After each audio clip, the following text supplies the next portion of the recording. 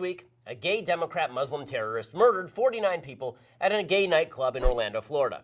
The left blamed, of course, the Constitution. First, they said they didn't like the Second Amendment. Reporters from CBS News and Huffington Post were shocked to learn that law-abiding Americans without a criminal record could purchase rifles in states like Florida and Virginia. President Obama, he went down to Florida and said Republicans had conspired to ensure that terrorists could buy weapons. One writer for Vox.com even suggested that he'd like the president to summarily disarm all Americans. This is totally idiotic. There are 300 million guns in America. There are 100 million gun owners, but there aren't 100 million massacres, or 10 million, or a million, or 100,000, or 10,000, or 100. There are a handful. Each is terrible. But more people die in the United States thanks to being hit with blunt objects than from rifle fire. In 2014, 248 people were murdered with rifles. 435 were killed with blunt objects. There's been no call as of yet to outlaw assault vases. But attacking the Second Amendment isn't enough for the left. Now they don't like the due process clause of the Fifth Amendment. You know, the fundamental right to be presumed innocent until you're proven guilty. The part that says that the government can't take your rights until they show evidence against you and you get to defend yourself.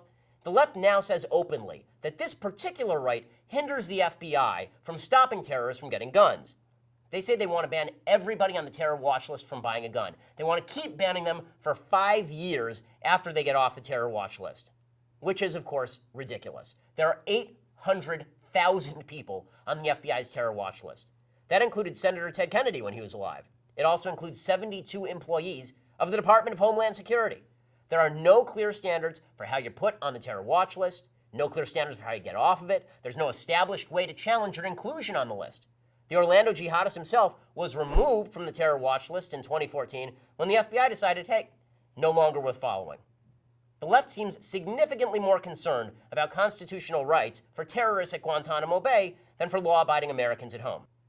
Here's a better solution than destroying our Second Amendment and Fifth Amendment rights.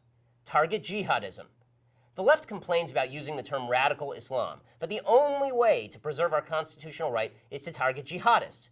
Those are the bad guys. The FBI has said there are about 1,000 active probes related to ISIS, but they're only monitoring 50 to 100 suspects on a 24-hour basis. How about watching them all? The FBI certainly should have been watching the Orlando jihadist. Wouldn't have been that tough. The Orlando jihadist was reported to the FBI by Disney World for scoping it out as a target 3 months ago. A Florida gun shop refused to sell the Orlando jihadist ammo because he looked suspicious. They reported him to the FBI last month. The FBI didn't even follow up. That's probably because the FBI is afraid of being castigated by the Obama administration for Islamophobia. Whistleblower Philip Haney said that when he worked for the Department of Homeland Security, he was told to scrub, quote, several hundred records of individuals tied to designated Islamist terror groups like Hamas from the important federal database. Why? Because they were Muslim. That might have more to do with the Muslim jihadist murdering 49 people than the other 99,999,999 people who own guns in the United States who didn't shoot up a gay club. All of which means the left wants to take our rights. They're just looking for an excuse to do it. The same people who weren't able to protect the victims in Orlando now say that if we just give up our ability to protect ourselves from both them and the jihadists, everything will be cool. Our answer should be obvious. No. Our lives are more important than your politically correct tyranny.